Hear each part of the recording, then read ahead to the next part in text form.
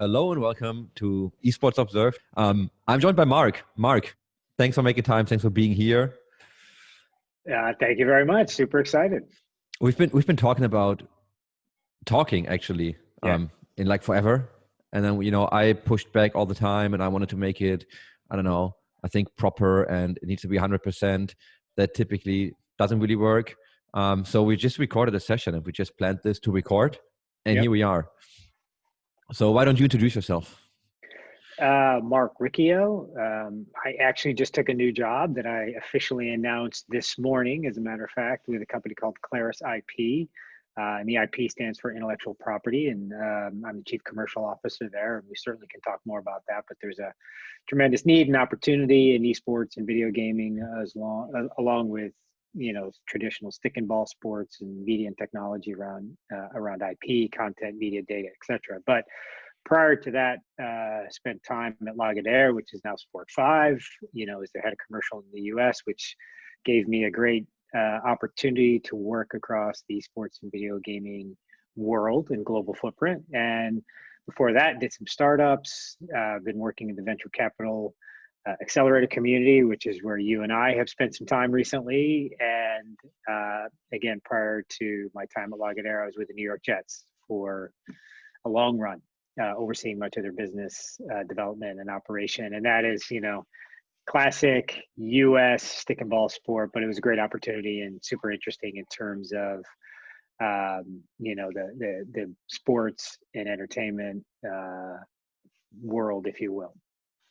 And I kind of say that on the record because I told you before, like what you just mentioned, where we spent some time, with some startups.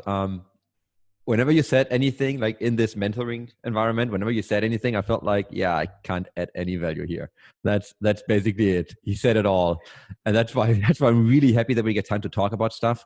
And I'm serious about this because I really like your angle on things, how you approach things, and how you think about things. And so I think it's fair to say that you have a sports background. Let me start really wide open. And I think we really talked for the first time. What was it, like Esports Rising 2019, when you were giving the keynote, and we had the session with Abe Madcore and just talked about esports and what we think is going to happen next year? Or was it 18, 19? No, you were right. I believe it was 19. Yes. And I remember that I was talking about how I love the integration with pop culture and things, and you were talking about direct to consumer monetization. Mm-hmm. Now a lot of stuff happened in between, and a lot of things didn't go the way everyone thought they would go. What's your take right now on the industry? My take right now is, now more than ever, the recognition that video gaming is an entertainment phenomenon. And it's a media and entertainment business. And that's what I keep coming back to, is we talk about esports, and I think esports are really important because having that competitive ecosystem is, one, just interesting from a competitive standpoint. It's interesting as a marketing and a branding tool and an access point for some people. But it's really about the video game industry. And I find the video game industry is, they're media companies, the good ones. And to your point on direct to consumer, when you look at some of the companies and what they've done, FaZe Clan and their direct to consumer products. Well, that's interesting because FC Barcelona has a direct to consumer product as well.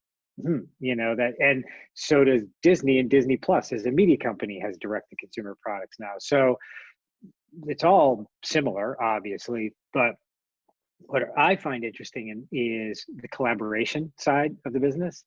The amount of collaborations around fashion, about peripherals, if you will, which is somewhat endemic, but fashion, health and beauty, and other types of consumer products, I see tremendous opportunity there when you talk about direct to consumer, when you talk about these esports and gaming organizations as media companies and lifestyle brands. To me, that's really exciting. And I think there's just so much opportunity for the gaming organizations, but also, even to a certain extent, the game makers and the rights holders, but everybody like, you and me who are involved in the business. That's where I find a lot of opportunity, and it's very interesting. And you talk about startups, that's where there's so much opportunity, both in startup land, but mid-sized companies and even some of the larger companies to be part of gaming is maybe, if not on the esports side, but is part of all those other businesses that surround it, whether that's, again, health and beauty, other forms of collaborations, music. And that to me is where I see so much opportunity and focus, in the industry right now. What I love about it is when you look at, and you mentioned the collaborations, like I love seeing what collabs are coming like to life. When you see like Louis Vuitton and Riot Games, that's where you initially felt like that's an interesting one. And then getting like, in-game skins and doing like an actual collection that sells out in like almost no time. I love the hunger, for, oh my God, that's cool. That's two brands I like. This is, oh, now this brand kind of validates gaming and esports because they're doing a collaboration. And you see BMW do stuff, you see Mercedes-Benz do things. And, it's things that you probably wouldn't expect initially. So when you look at, and that goes more into the sports thing, but when you look at Mercedes-Benz not working with the DFB anymore, but then doubling down on esports, that's a sign where we all felt like, holy shit, this is getting real for them too. It really is. And I wonder sometimes, what goes through the thinking and the conversations internally. And I've been a part of some of them, where it really takes a level of convincing where you want to look at the person at the brand and be like, really, you don't see it? Like, how, you can give them stats, you can tell them stories, and yet some of them don't see it. And I think that's a real lack of vision, to be candid with you. I mean, I remember when I was at Lagardère, we were trying to sell a cross regional deal that had the US, it had Germany, and had UK as part of the deal. And it was with a health and beauty brand. And, me and some of the colleagues had done a very good job of kind of outlining the numbers, statistics, a little anecdotal storytelling, had put some compelling assets on the table. It was about both competitive esports, but also influencers and some casters in the mix. And it was, I thought, an interesting, fairly priced deal. And the person on the brand side didn't get it from a US perspective. They did in Germany. UK ultimately came in down the line. It was very frustrating, and it was very disappointing, which is a common refrain in terms of sales and business development. But there was just a lack of vision.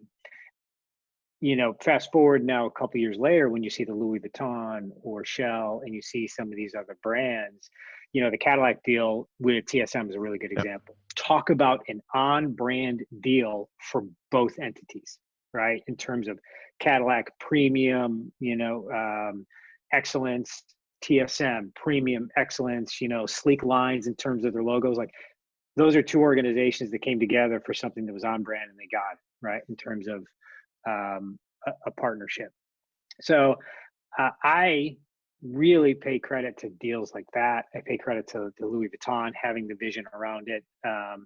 I think they did the Riot deal, and then they went and replicated it for their NBA trophy case. If I think I got that right in terms of timing, which is usually sometimes the other way around. The stick and ball sport is leading with a type of deal, and then maybe esports comes in afterwards, but it wasn't the case. So I think they did the case for they do the case for FIFA, right, already.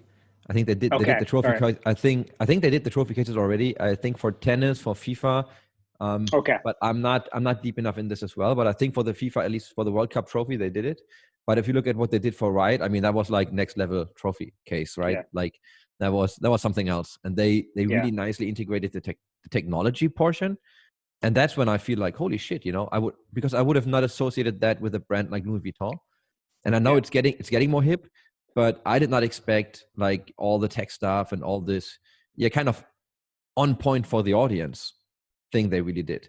And that's when I really feel like you look at Mercedes-Benz, and for an ESL event, when they did Dota, when they got in, they actually changed the logo slightly. So they adapted the logo to a more kind of techie new version that resonates better with like the whole theme of gaming and esports and technology. But I felt like, holy shit, like that's a brand like Mercedes-Benz really adapting a logo for something like this.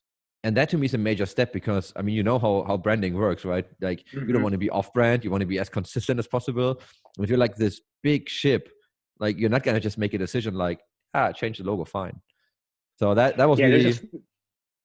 and you bring up a good point, because there's a fine line between brand integrity and taking some risk. But I will tell you more than ever, and you see this again, both in the esports and gaming world, like if you don't do something, I know what the result is. Nothing. Like you do nothing, you get nothing. And so when you look at Mercedes-Benz as a good example, and tweaking their logo, that goes in the category, I think, of responsible risk, uh, because the risk reward on that certainly weighed in their favor. The downside of maybe a logo tweak is quite minimal, but the upside of establishing yourself in the space has incredible upside.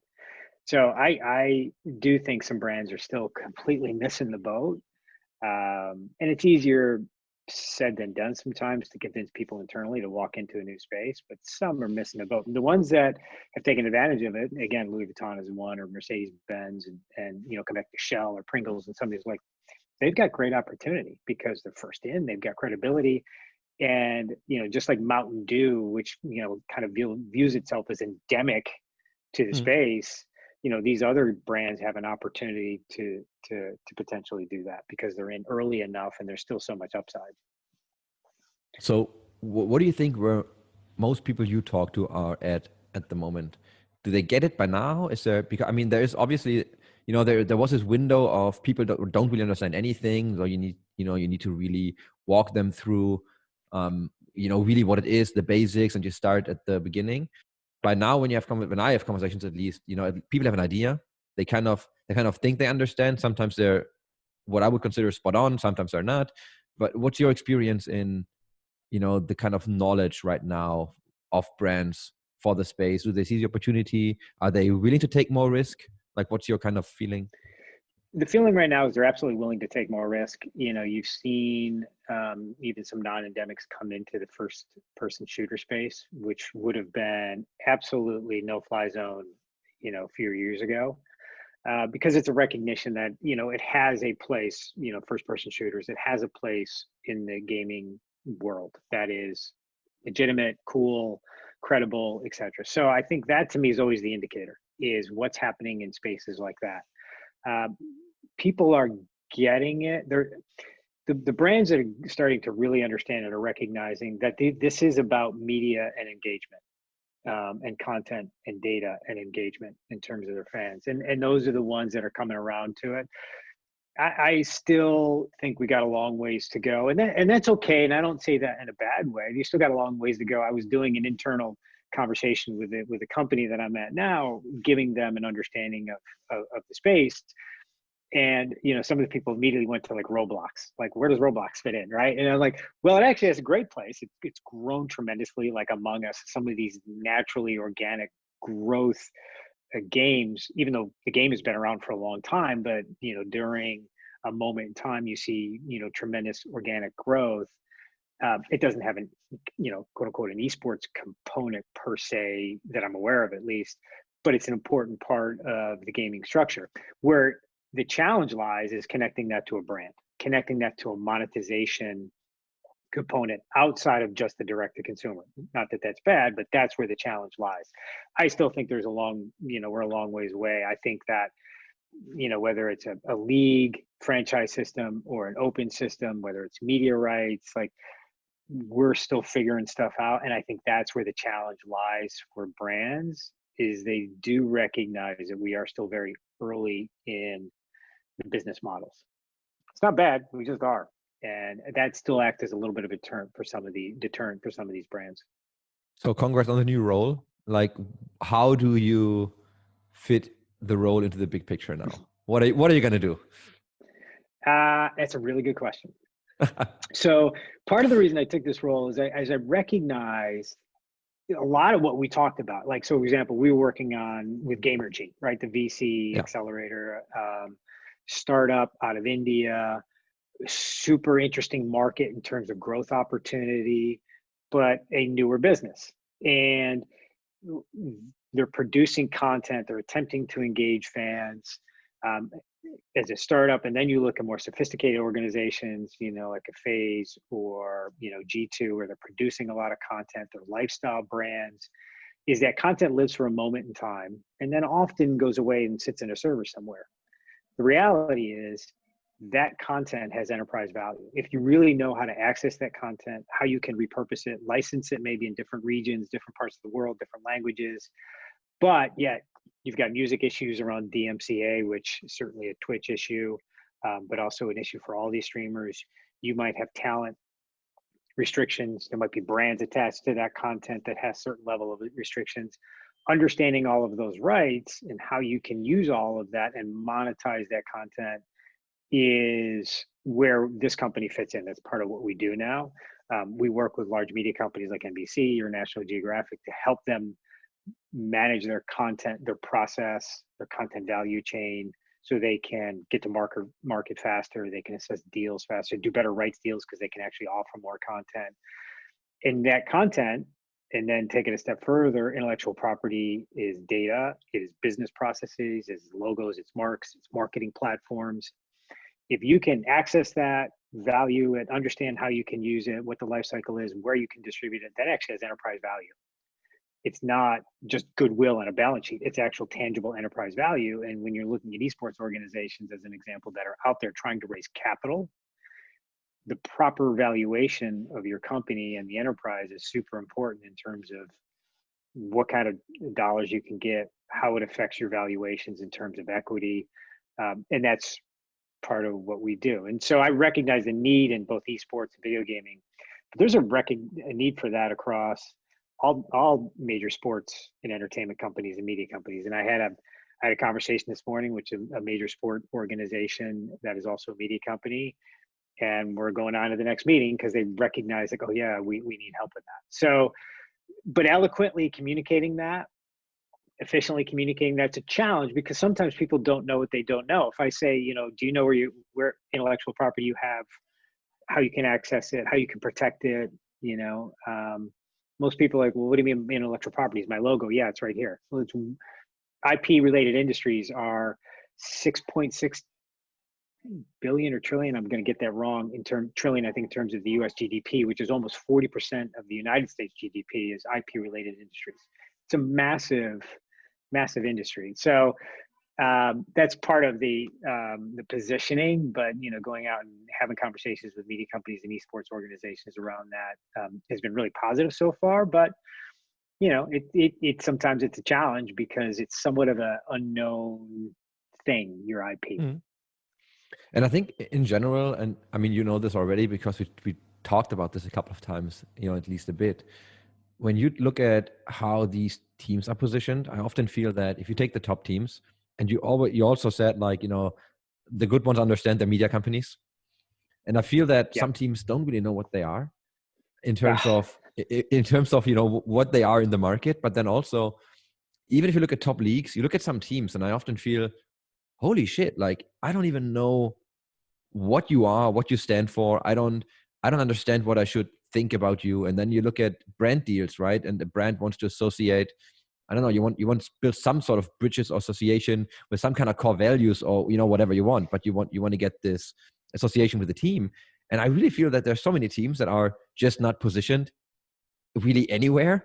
They're just in the mass. Like, you have some really better ones where you understand, okay, if you look at, G2 Esports, and all the memeing around, and you can like it or you can hate it, but in terms of content creation, what kind of content they put out, you look at 100 Thieves, very, very clearly positioned also in what they want to do and what they want to be. So there's a couple of them, and then I feel there's just a lot of nothingness where you're like, yeah, I don't know, man, you can just slap a different logo on there and nobody would even notice. Like, so it's funny you say that. I'm actually working with an esports organization in part around that, and I'll give you an example. So part of it was, and I can't go into who the organization is because that would not be cool, but they didn't have a mission statement, and they're a well-known, proper global organization that has some really smart people involved in the organization and running the organization. But what happens is you grow so fast, you're worried about what talent you have in terms of your teams, what games you invest in versus don't invest in, how you build ancillary businesses, how you know, sponsorship, media, etc. That sometimes you lose sight of all that. So as part of this exercise, I went and was looking at esport organization, a gaming organization mission statements to see if I can find some. And you mentioned a couple that actually clearly say we are a lifestyle brand, for example, right? They don't say we're esports and gaming, they say we are a lifestyle brand. Well, that's a stake in the ground around who you are. And a mission statement guides decision making. If you are investing in either a business or an opportunity and it aligns with your mission, then you give it consideration as a company. But if it doesn't align with your mission, it helps you rule it out. It helps you provide focus. And so many sports teams and so many esports organizations do not have that. And I will tell you, the ones that don't are the ones that cannot sustain consistent success. Culture beats strategy every time. And the culture of a mission statement, the culture of what you are all pulling and striving for, or organization, which is set by that mission statement, is absolutely so important. And so many organizations don't have it. And there's a reason that so many of them don't sustain success. They might, you know, have blips where they get success, but they all come back and normalize. And the ones that actually have that proper mission statement, are clear on what their purpose is, they might have years where they dip down, or a season where they dip down, but they generally come back to that consistency. So a lot don't. And I think if you were to look, and without naming names, but if you were to look at some of the organizations that have had a lot of turnover in their rosters, a lot of turnover in certain parts of management, maybe not sustained success, there are reasons for it. It's not just about talent. It's in part because of that mission statement, you know, and that culture. With that said, some organizations grow so fast it gets out of control, and they lose sight of it, and they've got to come back and you know, kind of course correct, if you will. But it's quite common, and and to be fair, it's not just about esports and gaming organizations. I see it across a lot of stick and ball sports and a lot of media companies, where you kind of look at, when I ask them the question, like, okay, where's your mission? What do you guys, if I was to ask, and this is always the test when I ever walk into these consulting gigs, is ask 5 different people in the organization, okay, what's your mission? What do you do every day? When you give different answers, that's it right there. I do that. I do that too. I ask people like, so what's your vision? And then, okay, what's the mission? Like how you do this? And, name like, I don't know, 3, 5 core values. Like, what do you stand for? And it's what you said. You talk to 5 people and you get like 5 different mission statements. And you're like, nope, something went wrong here. But then I also know how hard it is to instill that, because yes, of course, culture beats strategy, but then getting everyone on the same page. So, yeah, you can wake them up at night and they give you the mission statement. Like that's pretty tough. And I think if you're, and my organization is pretty small. So I talked about a small organization, but then as you said, if you grow so fast, I feel it's so tough to just keep that. So it's really, it's really important. And we're back to people, right? It's really important who you get on board when, and, that you grow your organization in the proper way. But that's easier said than done. And yeah. I'm just going to add this. Sorry, but I'm always shocked if you go into from the outside. You look at these big behemoths of companies, right? You see these massive companies, massive turnover, and we're not just talking sports or esports, like generally. And you're like, holy shit, that's great. And from the outside, it all looks nice and shiny. And then you look inside and you feel like, how are you actually making money? Like, it really appears like people don't like, as if I would not know what my neighbor is kind of doing, right? And sitting right next to me. And I often feel like, holy shit, if you could only align this. And the one thing I took like from business school is like alignment and consistency. And I'm classically trained in marketing in a way that, you got to have your values, you got to have, a vision, you got to have your mission, and stuff might change, but you need to have this guiding principles. And once you have that, it's all about alignment and consistency. So whatever you do needs to align with what you put on paper, and just be consistent in that. Right. And then as you said, it helps you drive focus and it helps you with decision making, but it's not that simple. I got to give you that. No, it's not. You raise a good point around consistency and the alignment. And often what I find too is when these organizations grow fast, and the one organization that I was talking about that I'm working with, their brand is super strong, right? And that rides through maybe if you lose sight of a mission statement, or you think you've got a mission statement, but maybe you've fallen short of communicating that internally. And that's also what happens is when you're within your own organization, sometimes you think just because you're all in the process of doing the job each day that everybody is clear on the mission statement. And so sometimes you lose sight of the fact that you've got to reiterate that and repeat that and be consistent with that messaging, both internally and externally, because you get caught up working on the business so much that you don't actually communicate it consistently and you don't live it. And that's where I find the ways to actually do that is actually in compensation plans. And I know I'm taking a right turn here, but what at the end of the day, like, we are human, and yes, we work towards a belief in that we want to be part of something greater than an individual group, and that we want to pull towards that common good and common goal of the mission. But at the end of the day, we also have bills to pay and, put the roof over our head. And the mission statement should be consistent with the compensation plan, and the compensation plan should be consistent with the mission. You should be able to look at a person's compensation plan within your organization and have a pretty good idea what the mission is on some level.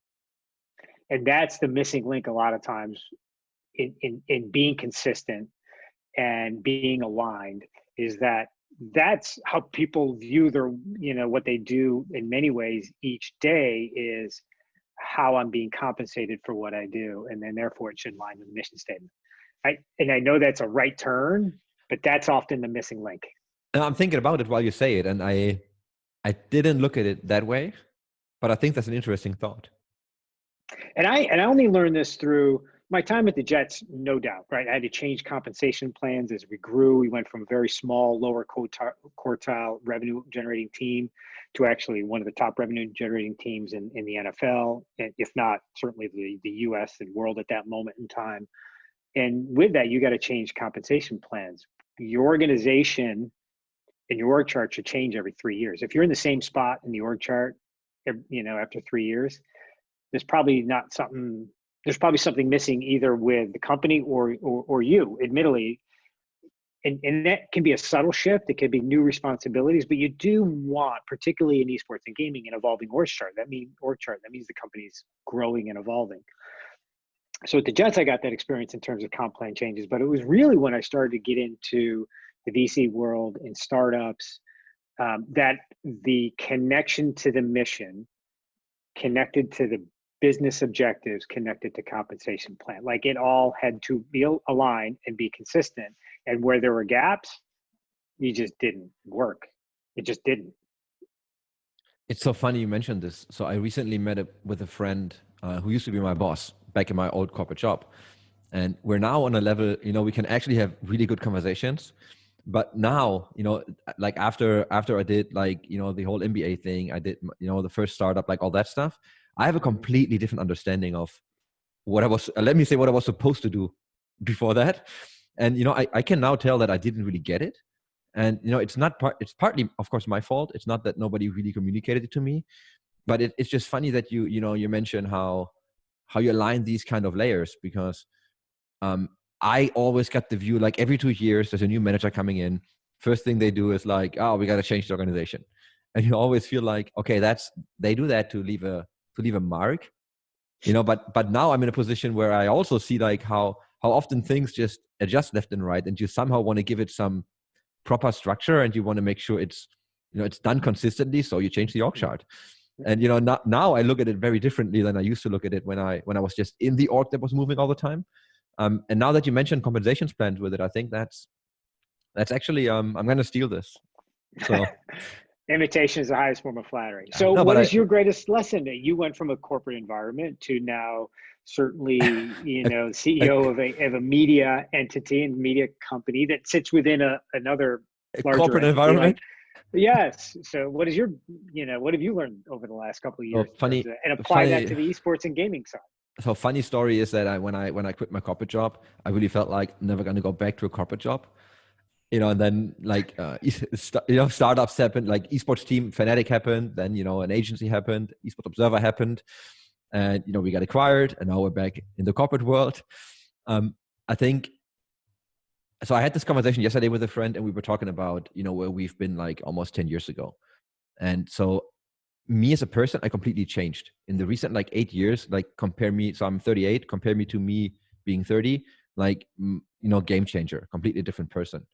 So I think one of the key learnings I had, and it's so simple, is really, people only cook with water, like everyone. It's all kind of the same, and people talk a lot and people do a lot, but in the end, we're all kind of, it's all, not equal opportunities. I'm not, no, not that's not what I want to say, but it's like, it's, and I'm not even sure how you would say that in English. I just know the kind of German saying about this, but it's actually really like, everyone just cooks with water. Like it's, So what does it sound like in German? alle kochen nur mit Wasser. No, it's like, To me, it sounds way better than everybody cooks with water, but yeah, and I'm not sure if that's even, but I hope you get it. Like I need yeah. to look up what the actual translation would be, but that's like, that's something I learned. And then I think my key learning is also, it's how it's all about people. Mm, And I now have a very different view on staff as well, as I used to have when we built the startup. Like it's different phases. I think there's the right time for very different behaviors. And when we built the company and when we were really in kind of crunch mode almost all the time, even though I don't like the term, but you're always afraid of somebody is doing it better than you, and you're trying to innovate all the time. You're trying to rethink you all the time. That's why you need the consistency and focus to take the right turns and not just go completely crazy all over the place. Um, but now I feel that I've actually taken on a role where I feel I can empower people to really do what they have to do, rather than trying to make sure that everyone's kind of on track, right? It's mm-hmm. like, oh no, we got to do this, we got to do this. And I used to micromanage like a lot, actually, and I hate it. I hate it when it happened to me, and I hated myself doing it. But I really needed some time to realize, oh no, actually I'm micromanaging, and I should stop doing this. And now we're in a position where we have a really strong team. People know what they have to do. I feel that we're walking in the right direction, and I'm not going to say be more relaxed, but I feel that things will come together if you get the right people on board. Mm-hmm. And I struggled with that initially, and I think that if I would go back now, it sounds super harsh, but I think if some people, I should have probably fired earlier. And that sounds bad, Yep. but I don't like, if you're in that mode, like either it works Yep. or it doesn't. So you raised a couple of good points I would love to comment on. The one about firing early, and working at the Jets, I had the luxury of watching some great leaders of people in terms of coaches. And one of them was Bill Parcells, who is a Hall of Fame NFL coach, multiple championships, very well known. And he had a saying, one, I learned focus from him. I learned the importance of focus and eliminating distractions. But beyond that, he had said, better to get rid of someone a year too early than a year too late, which was an interesting, perspective, one that you're echoing right now. And I think leaders, when you look at leaders in esports and video gaming organizations, are challenged with that because some of the people within the organization, rode with them to that moment in time and were part of that. But there is a moment where maybe some people just don't fit the organization anymore for whatever reason, and it's very hard to make that decision, but super important, because if you don't, that's where the focus part comes in, right? You lose focus, and they become a distraction. The other thing you raised in terms of your learning, which is interesting, is, and I learned this from a very good friend, somewhat of my own mentor, where he works with a lot of turnarounds. He said the number one challenge with turnaround companies is the CEO or the leader was operating at a rung, for lack of a better way of saying it, below where they should be. And then the cascading effect, each one of those people were operating a row lower than they should have been. And what that does is that push downs the capabilities of the company, hence the micromanage. That's micromanaging right there. Instead of operating at a higher level and letting people do their jobs and recognizing there's some risk with that, but there's going to be much greater reward with that in terms of growth opportunity all the way up. What people underestimate is the cascading effect it has all the way down the line in an organization. But that also comes with experience, right? And I think some of the esports and gaming organizations are challenged with that because they take this small company, with some investment capital or organically, and they grow it now into these media entities. And, to properly run that, you got to let go. And I think as we talk about mission and challenging with some of these esports organizations and gaming organizations that you put a logo on or change the logo and you couldn't tell, that's part of the problem. Is they're micromanaging their way down the line. Yeah, and I think when you look at staffing and specifically looking at the firing thing. So for me, it's sometimes hard to say what I just said because I feel, often, you don't know what the circumstances are in people's lives, and you want to Yeah. help them overcome things, and you should. And that's, I think that Mm-hmm. also makes leadership. Yep. But I feel there is a time when, and it sounds so harsh, but you don't have the luxury for this, where it's like, I need somebody who knows what to do, and I need the person to do this now. And we've been only open in communicating what we expect. Right? We had people like, okay, this is what we expect. Can you do this? Yeah, of course. I mean, everyone's like, everyone can do everything all the time. It's what happens mostly. And then you quickly figure out, okay, it's not where we want it, right? And then you set the goals, and you miss all objectives, and you miss the targets, and you feel like, okay, so how do we develop that? And initially, I feel I spent too much time trying to fix this rather than just getting someone who can get the job done. And when once the machinery is running, there's more luxury to help and develop people to a certain point. But yeah, like early days, really tough. Well, early days, I tell myself when I was doing the old, startup, but certainly when I communicate with others doing the same, is you ask yourself two questions every day. I got an hour to spend. How am I spending it? I got $1 to spend. How am I spending it? And you got to constantly ask yourself that question because your margin of error is so much more limited in a startup and early stage company, which you've experienced. And you don't, unfortunately, have the ability to take time to develop talent the way you prefer or would like sometimes. But the reality is, and I've experienced this, is when you make a change, rarely is anybody in the organization surprised when that change happens. Everybody sees everything, particularly in smaller organizations. And more times than not, there's a level of relief and gratitude by the rest of the organization that goes with it, because that person could have been not only was a drag possibly on you as a leader, but on them as colleagues, in terms of whether that's a workload or culture and so forth. So more times than not, the changes are hard because there's a person on the other end of that. It's not easy. If it was easy, I might question your humanity. So it's not easy, but when you do, the reality is you're doing the right thing for everybody else in the organization, right? And the greater good, and regrettably, is more, probably better than trying to pull someone along that is weighing down everybody else. So it's generally what I found. Yeah, so when I went through business school, what they basically instilled in us is like, if you have to fire a person, you basically hired poorly, or you didn't understand the needs of your organization well enough.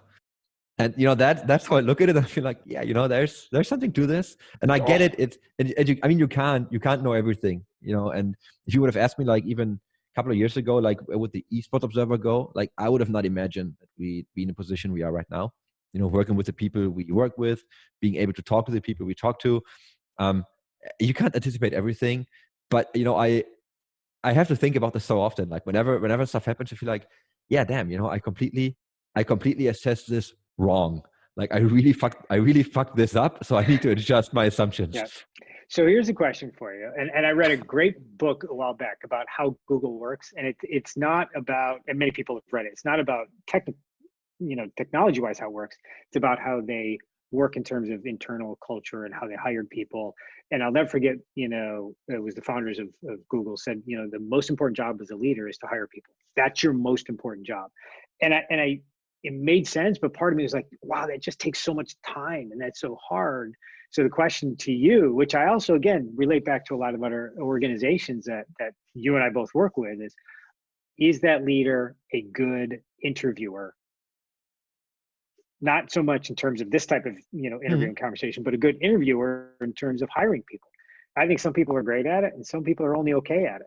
Sometimes I think it's not my strength and I really have to work at it because I'm just, hey, let's have a chat, let's talk, and I'm not as critical as I should be. But that's a real skill and a capability as a leader to really do that well.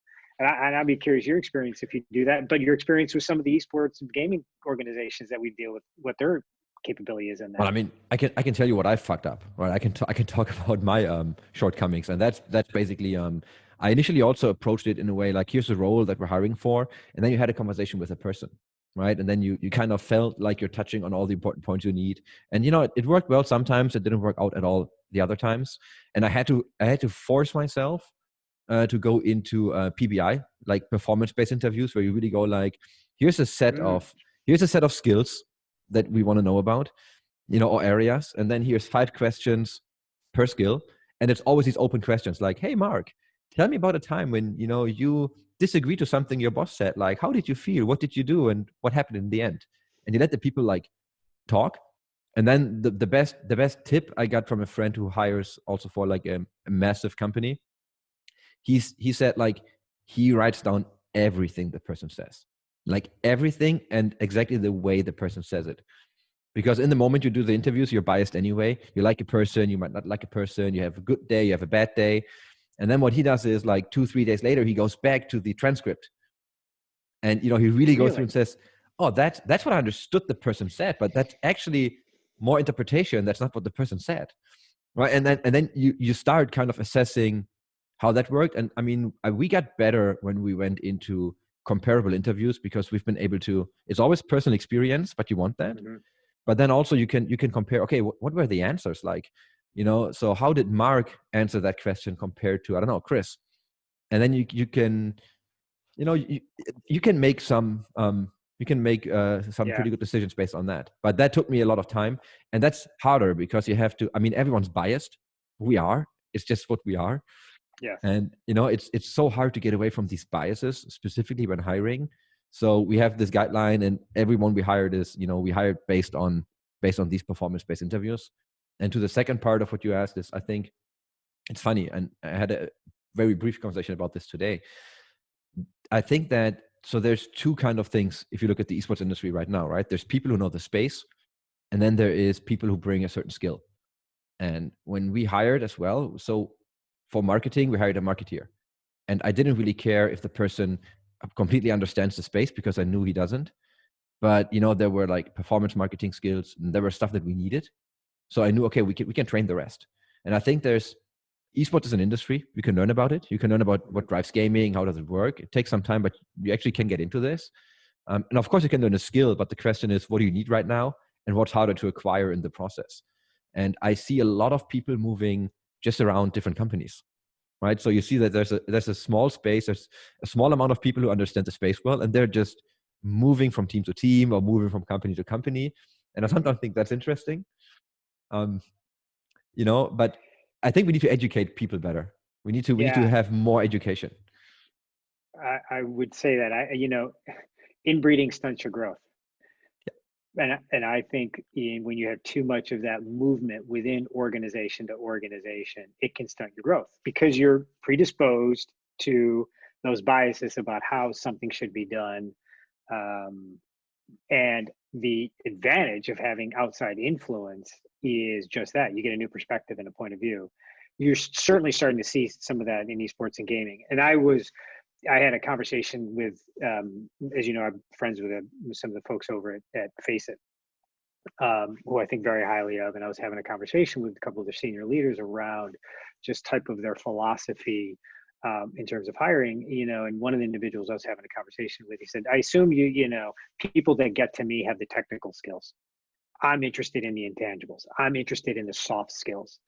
And it was a level of focus on those soft skills in a gaming environment and an esports environment, if you will, a media company, that was really great to see because it was really focused on cultural fit, but just personality, humanity, makeup, your approach. Are you aggressive? Are you every organization has a culture, either a service culture or a growth slash sales culture.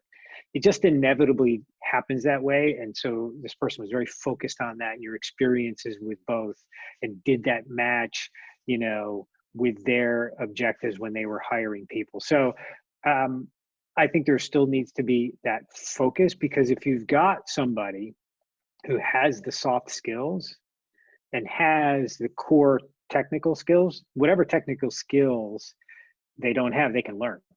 It's very hard to learn soft skills. Now, we all can, but usually that comes with a little pain and that comes with time. Whereas the technical skills, generally, you can pick up on stuff if you're, intelligent. You get some of the soft skills. You can pick the technical skills up quickly. And people talk about cultural fit. but I think it's really hard, and some people don't pay enough time in the interview process around cultural fit because it's based off that first initial bias reaction, whether that's your tone of voice or what you're wearing and what you look like in terms of how you present yourself on camera, as opposed to the real soft skills of emotional intelligence, compassion, empathy, listening skills, that are so critical to actually being successful within an organization. And that ties back perfectly into consistency and branding and your mission statement, because it does. Yeah, Like, how serious are you about your mission statement, right? So now you need sales, you need to make money. Like, what are you trading yeah, off? Are you trading off your cultural fit, and you're getting, I don't know, the asshole who can sell but is the asshole in the company? Do you want that, or are you consistent and you're probably making less money? And then even can you afford this, or you got to go bankrupt then, right? I mean, there's a lot of factors, but I feel that says a lot about how serious you are about your organization.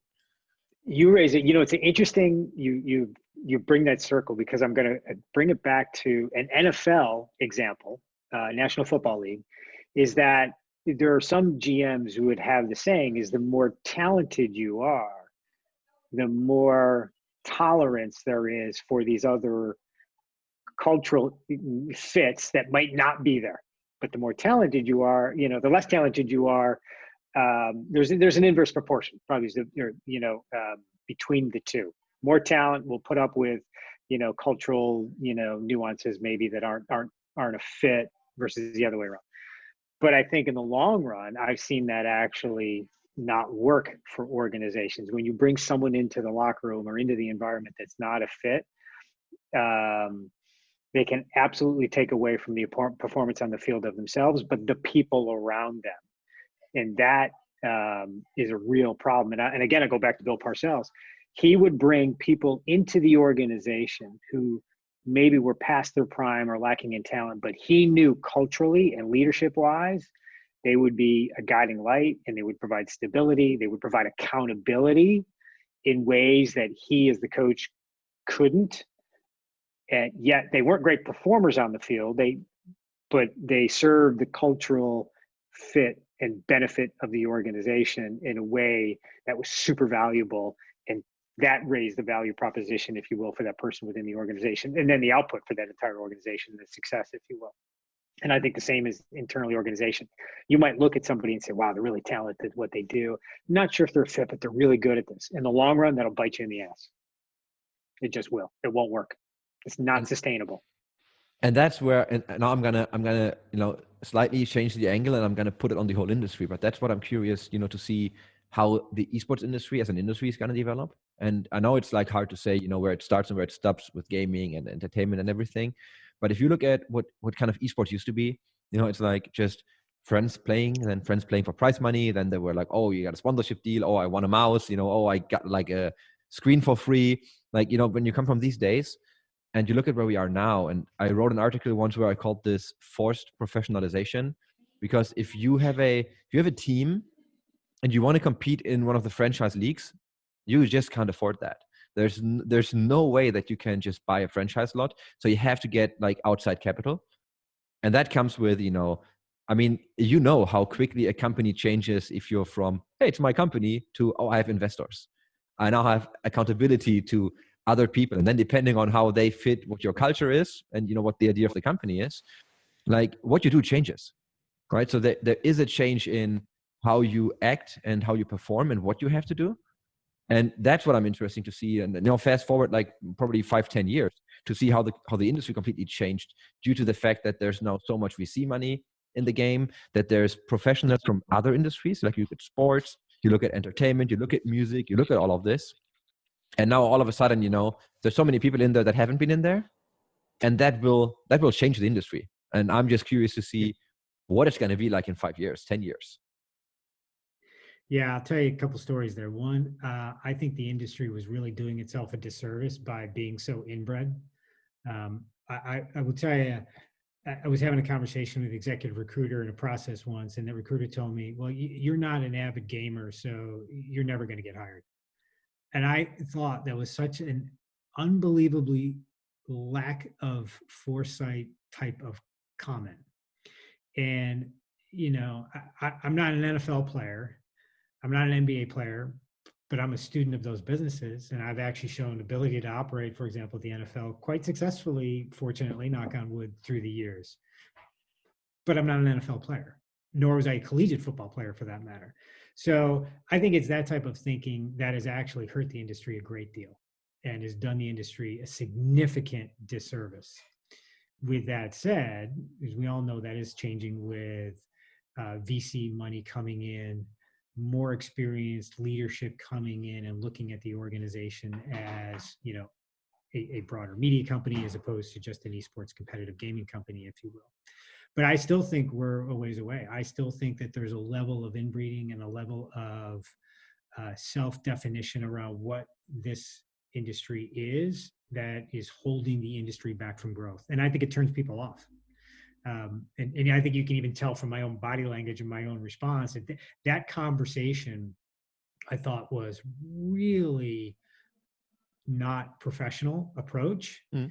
With that said, to be candid, not only have I been working as a consultant in the space, I mean, I was offered a CRO role with one of the major organizations, which ultimately I said no to, but it was an awesome opportunity and it was an awesome company. I chose no because I went down the path of this current company I'm in now, just felt it was the right fit for me and right opportunity. But the point being is I had opportunities and I work in the space, and telling me that I wasn't going to get hired in the space because I wasn't an avid gamer was just mind-boggling to me. And I still think that exists. You have people that are leadership positions within these organizations that think that, and that is a serious error in judgment, and that's a serious error in leadership. And I think it's going to take some time to break through that. And I think ultimately it will. The market always wins, and the market will require just good, smart people to run companies. And you can't survive. It's not sustainable to have that approach. But it's going a little slower on some level than I thought it might. But that's the nature of a growing and emerging industry. And I think a good indicator for this is look at agencies. And look at, I mean, everyone started an agency. It's like a one person, I'm the CEO, I'm a VP, like it's like everyone's a VP or a CEO of something in esports often. But you see that obviously, I mean, some of them are successful, but there's a lot of them where, just existing agencies come in, take the business away because they understand how to talk to clients. So they kind of understand the more business portion of it. And, it's the amount of people I talk to that always think about what they gain. Like when you talk to organizations, and it's funny, we're the esports observer. We're not investing in teams or anything. Like we still get pitch decks every now and then. And when I worked at Fnatic, like we got pitch decks.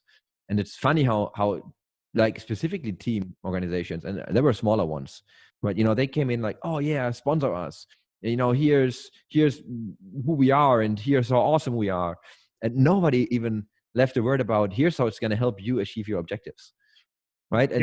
And nobody even like, so I always, and that goes back to recruiting as well. I ask people like, so what do you think is our brand? Like, what do you think we're doing? Right. Just to see if people really looked at what we're doing. And if people really took the time to kind of understand, how can I add value to this? And I think that is so basic in a way, but there's so many people who just miss that, where, like they're so inwards focused, like, oh, if I get that money, I can do this. It's like, yeah, but what am I getting back? And how are you going to, like, they're not really selling it, right? They're just like, oh, I want your money. Yep. And that's crazy. We used to call it Lagardère. Again, Lagardère is now Sport 5. We used to call it PowerPoint puke, right? Someone would just throw out, their PowerPoint that had all their stats and their logos and all their followers and, average minute audience and engagement. Well, at the end of the day, it doesn't mean anything because everybody's got lots of slick stats that you can put into a deck. And that is, again, it goes back to some of that inbreeding thinking in the industry and not having the business experience to recognize one key point. And that key point is every deal that gets done solves a problem for somebody. That's it. Like, we're not in sales, we're not in business development, at the end of the day, we're in problem solving, in the industry. And your job as a esports organization or gaming organization is to solve the problem for the brand. Well, to solve the problem, you got to know what the problem is. You got to know how you can then connect your assets and your services as an esport and gaming organization to solving that to solving that problem. And that's, data and insights and marketing campaigns and inventory, et cetera, all the stuff we know that is part of the process. But people just lose sight of that simple connection. Connect the problem to you as the solution. That's it. And it doesn't happen. And I still see it. They lead with, again, the PowerPoint puke. And it's like, well, this is just 10 slides of nothing. So we got in a habit, and certainly I'm in the habit of that now, is like who we are as an organization is usually at the end. Like that's an appendix. Like because it goes back to that soft skills versus, hard skills. We've got the hard skills, or else we wouldn't be having the conversation with you, right? That we've got some capabilities, or we've got the right assets, or we're the right brand in terms of an esport organization to help address your needs. What are the soft skills? How can I listen to you? How can I understand what your pain points are, and how can I connect them to a business solution? And that's not easy. It's easy, not easy, by the way. Like that takes work, takes research and data and insights and time. It's not about a form email popping out and a form proposal that you got to pop out. But so often that is not happening until you get a level of sophistication or experience that comes into that organization that's able to identify that and then make that come to life within the organization in terms of your sales and BD process. And that's in storytelling too, right? So the way I always approach sales decks is if I want to sell to you, typically it starts with here's what I believe I can do for you, right? I'm going to help you. I don't know. I'm going to help you make $1 million, like whatever your objectives are. Let's just assume, you want money. So I'm going to help you do this. And then I'll tell you the story of how I think I can apply what I have to make that happen. And if you buy into the idea, if you believe, and let's just assume that I'm not lying and, the stats are correct, but it's like in every pitch deck, right? I'm going to tell you how I'm going to do this. Here are my assumptions. Here's what I think your objective is. Here's what I think you're doing from what I can observe. But, that takes time, and you can't just swap the logo and send it to 5 people. You need to take time. And then you go okay, here's how I'm going to do this, and here's how we're going to get there. And, then in the end, if I tell you, what, by the way, making you $1 million is going to cost you $250,000, you're still going to be happy to do this if you believe the kind of story. But I often feel, and that's what you said, right? It's understand the problem and then apply what you have to the solution. It's so basic that I often feel it's overlooked and it's just missing. And it's not only in small organizations. It's also you look at large organizations, same pitch decks. Here's our social audience. Yeah, look, you're quoting whatever 4 million people, but it's you have Instagram, Twitter, Facebook, and whatever in there. Probably half of it is the same kind of audience on different platforms. Yeah. So what are you selling me exactly? No, I'm laughing because I think you're right. Particularly large organizations think they have even more of a license to just tell you who we are and you should buy from us because of who we are. Because of, they can hang their hat on the brand or the scale that they might have. But the storytelling is dead on. And there's scientific evidence. I've listened to podcasts around this, how people actually retain storytelling much more and longer than statistics. And that is really important as we talk about, that sale process, is that storytelling is far more impactful than stats. The other secret that I'm going to give in terms of my pitches that I've had great success here is, you're right. You talk about that story and that narrative, and you think about how you're going to help them, is the recognition if they don't do it. That this is what, if you don't, and I use it in the esports and gaming environment as a whole, brands are attaching themselves and utilizing this industry as a way to advance their business objective, whether that's, brand exposure or trial or data acquisition, et cetera. But if you don't do it, you're going to get left behind and your competitors are going to beat you to market. It's that little bit of fear mongering that is emotional that drives decision-making, though. If I'm a brand, one of my greatest fears, depending on where I fit, in the org chart for that brand, is someone beats me to market, because that's how I lose my job, right? And that's how I get chastised. Or if I beat someone to market, that's how I get promoted. And that is real human emotion and reality on the other end of decision-making, is that what happens if you don't do something can be really impactful as a motivator, just as much as if you do something. Interesting. A little bit of FOMO, Yeah, it is a little bit of FOMO. I mean, but it's all proven that it's real. And it's true. And it does work. It does work, and it motivates. it motivates at the very least a higher level of consideration than it might otherwise. So that's one of my secrets to, pitching presentations is opportunity cost and fear of missing out. Gonna spread this everywhere, so it's no longer a secret. You can trademark. You can trademark that somehow. Like, you got to get a good. I should. I work with an IP firm now. I should be able to trademark. You definitely should. Look, I want to be mindful of time. That's some ground we covered. I really like that we found the time to talk. I want to do this more often, and we probably will. So let's see if we get, I don't know, maybe we can collect some questions up front, or just depending on how we distribute this. I don't even know yet, to be honest. Right. But I'd love to talk more about stuff with you. Yeah, I think that there is an interesting opportunity to your point, even if it's questions up front, or find a focus in either business or leadership or talent development, or fan engagement. I mean, there are definitely some topics and areas that I certainly have experience in, that you have experience in, that I can actually bring some stories to. As you can tell, I'm trying to convey that, because I think whether it's, back at the NFL to current stories now, it is absolutely relevant to the industry, to what we do and how we do it, and could be helpful to people. Yeah, I think it is. Hey, we want to provide something that's helpful and insightful. And I can still tell you that, you notice that you do education, and that you kind of train people. So you have this, I don't even know how to say this, but I can tell. I like it. I like how you make it very complicated things very simple. At least you make them sound very simple. It's interesting. I used to say that. It's funny. That was part of how I positioned what we did at Logitera. The job of an agency is actually to take the complicated and make it simple for your client. That's really part of the mandate, because that's what they hire you for on some level, is to interpret, assess, and evaluate faster than they can. And that's part of it. The other thing that I really got great experiences is teaching.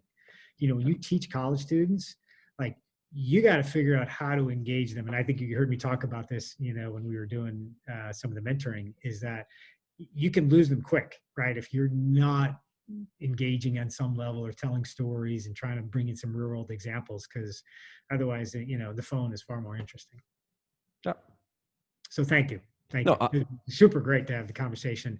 I do like the idea of continuing this. And I think the more you do it, I think even the more focused we can get on certain topics, and or take, outside live conversations, and, try to do quick fire stuff that could be interesting and compelling. Would love to do that. Thank you for your time.